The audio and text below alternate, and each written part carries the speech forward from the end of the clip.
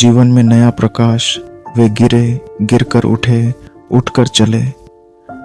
जब भगवान बुद्ध हताश हुए, निराशा किसके पास नहीं आती। मनुष्य और देवता सभी इस दुर्गुण से परेशान हुए हैं, किंतु उन्होंने अपने आत्मबल से इसे पछाड़ा है और निरंतर आगे बढ़े हैं। भगवान गौतम बुद्ध जीवन के रहस्यों को मालूम करने के लिए बहुत दिनों तक तपस्या और कठोर साधना में लगे रहे। उन्होंने शरीर को भी पर्याप्त कष्ट दिया, खूब चिंतन किया, पर आत्मज्ञान की प्राप्ति नहीं हुई। उन्हें कठिनाइयों और परेशानियों ने विक्षुब्ध कर दिया। क्या करें? वे साधना करते करते जैसे थक गए थे। पर्वत जैसे ऊंचे आकार वाली परेशानियों से त्रस्त होकर वे हताश हो गए, या यूं कहिए कि वे कर्तव्य छोड़कर धड़ाम से गिरे। अब मैं और अधिक कठिनाइयां सहन नहीं कर सकूंगा। मैं मानवता के सुख और समृद्धि के अपने उच्च लक्ष्य को छोड़ता हूं। ये कायरता के शब्द उनके मन में लगातार घूम रहे थे। उन्होंने अपनी तपस्या मध्य में ही छोड़कर घर लौटने का निश्चय कर लिया। वे मन ही मन कह रहे थे, मैं व्यर्थ ही इतनी परेशानियों में पड़ा रहा।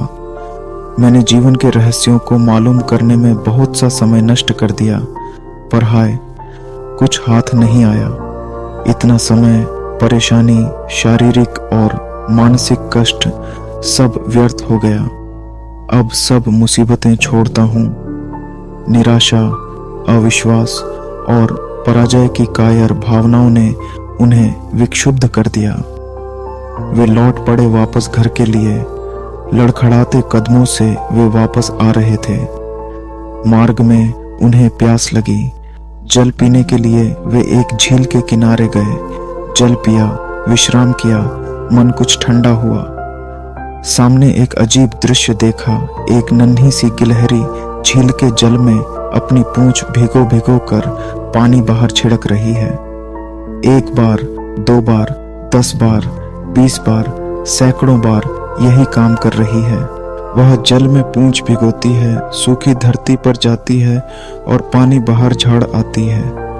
उन्हें उससे बातें करने की बड़ी उत्सुकता हुई। प्यारी गिलहरी, तुम यह क्या कर रही हो? वह दृढ़ता भरे स्वर में बोली, इस झील के पानी ने मेरे बच्चों को बहाकर मार डाला है। उससे बदला ले रही हूं। झील को इस प्रकार सुखाकर ही छोड़ूंगी। उसने फिर अपना काम पूर्ववत शुरू कर दिया। बुद्ध बोले, झील को सुखा रही हो, बिना किसी बर्तन के पानी बाहर फेंक रही हो। तुम्हारी छोटी सी पूंछ में भला कितनी बूंदें सूख पाती होंगी। तुम्हारे इतने छोटे शरीर, थोड़े से बल और सीमित साधनों से भला कैसे यह विशाल झील सूख सकेगी। इसमें न जाने कितने युग का समय लग जाएगा। तुम्हारी आयु ही कितनी है। इतना बड़ा काम और इतने सीमित साधन, यह सब व्यर्थ होगा। व्यर्थ क्यों अपनी शक्ति का अपव्यय कर रही हो?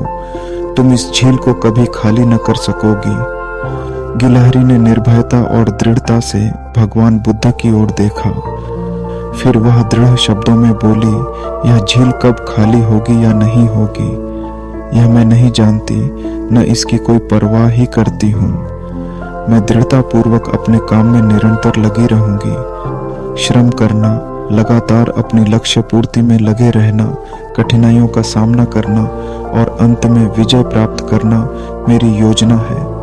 भगवान बुद्ध के मन में फिर उथल पुथल हुई।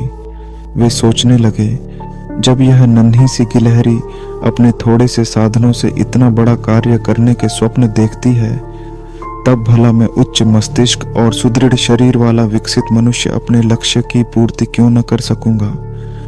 वे फिर वापस अपनी साधना के लिए लौट गए। उन्होंने फिर जंगलों का कठिन जीवन बिताने और घोरतम तपस्या करने का निश्चय किया। एक दिन वे अपने लक्ष्य में सफल होकर ही रहे।